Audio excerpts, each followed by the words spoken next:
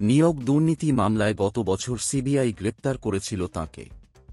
মুর্শিদাবাদের বড়োয়ায় তৃণমূল বিধায়ক জীবনকৃষ্ণ সাহা কি এবার বেআইনি আর্থিক লেনদেনের অভিযোগে আরেক কেন্দ্রীয় সংস্থা ইডির নিশানা হতে চলেছেন। সম্প্রতি তাঁর স্ত্রীকে তলব করে ইডি জিজ্ঞাসাবাদ করেছে বলে একটি সূত্রের দাবি। তারপরেই দানা বেঁধেছে এই জল্পনা।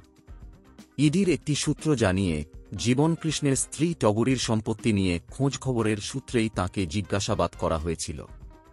ওই সূত্রের দাবি, জীবনকৃষ্ণকেও সিজিও কমপ্লেক্সে ইডির দপ্তরে জিজ্ঞাসাবাদের জন্য তলব করা হতে পারে।